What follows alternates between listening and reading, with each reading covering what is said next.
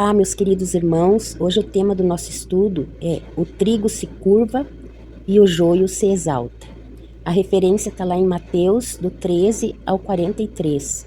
É um pouco longo esse texto, só que é porque Jesus quis explicar também somente para os discípulos a verdadeira interpretação dessa parábola, né? Mas eu, no momento, vou ler só o 24 e o 25. O 24 diz assim: apresentou-lhes outra parábola, dizendo: o reino do céu é semelhante a um homem que semeou boa semente no seu campo. Mas, enquanto dormiam os homens, veio o seu inimigo e semeou o joio no meio do trigo e seguiu o seu caminho. Amém? Antes de começarmos esse estudo, eu vou pedir para curtirem e compartilharem esse vídeo para abençoar mais pessoas. Amém? Então aqui eu vou usar a introdução agora para falar um pouco dos símbolos desta parábola, para diferenciar dos símbolos usados na parábola do semeador, porque não é o mesmo significado, né? Ao explicar para os discípulos essa parábola, Jesus o fez com muita clareza, para que eles não tivessem dúvida ou interpretassem de forma errônea.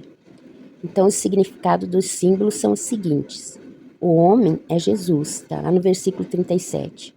A semente é o cristão, né? Os filhos do reino, no 38. O campo é o mundo, também está no 38. O inimigo é o diabo, tá lá no versículo 39. O joio são os filhos do diabo, e no versículo 39 também. Os ceifeiros são os anjos. A ceifa é a consumação dos séculos. Amém? Então, Jesus mostrou nesta parábola o verdadeiro e o falso. Apesar do campo representar o mundo, ele vai dar ênfase aqui aos que participam do reino de Deus. Amém? Então, eu vou apresentar 3 tópicos para explicar essa parábola. Primeiro, a realidade da igreja visível. Jesus deixa claro que ele é o dono da plantação, mas ele confia a responsabilidade do cuidado dessa plantação aos seus servos, que os chama para zelar, vigiar e guardar a plantação. No entanto, esses responsáveis pelo crescimento da semente dormiram, né? E o dormir aqui significa o quê? Negligência espiritual, falta de discernimento, conformismo religioso, desatenção da liderança, acomodação da igreja. Tudo isso são o significado de dormir. Amém?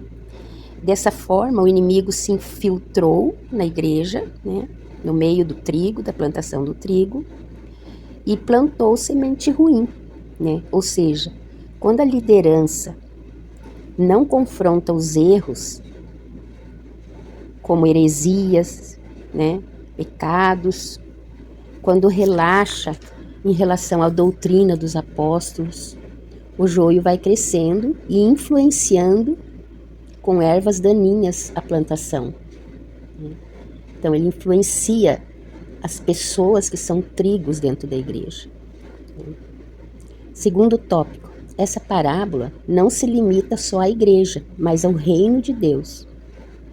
A igreja é o povo de Deus, reunidos em Cristo, composto por crentes professos que estão sob o governo divino, e às vezes os falsos também, que pertencem ao reino de Deus, como o joio. Já o reino é o reinado de Deus sobre tudo e todos, né? Incluindo anjos, incluindo os salvos e até crentes que não participam da igreja visível. O reino de Deus age em qualquer lugar, porque ele age no coração das pessoas. Ou seja, o reino é o governo e a igreja é a casa onde esse governo se manifesta visivelmente. Amém? Jesus fala sobre esses dois. Aqui, em Mateus 6,33, ele diz assim: buscar em primeiro lugar o reino de Deus, né? E em Mateus 16:18 ele diz: sobre esta pedra edificarei a minha igreja. Terceiro tópico: diferença entre o joio e o trigo. O joio e o trigo significa dois tipos de pessoas, né? Aqui na parábola. O trigo são os que são salvos, nascidos de novo e que dão frutos para o reino e serão recolhidos no celeiro. O trigo, quanto mais cresce, mais ele se inclina. Assim é o verdadeiro cristão. Quanto mais cresce espiritualmente, mais humilde ele é. Já o joio, a palavra diz que é os filhos do maligno.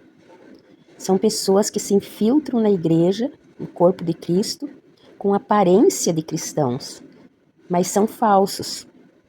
Parece que pertencem a Cristo, mas sua natureza não é transformada. Seus frutos revelam engano, orgulho e rebeldia.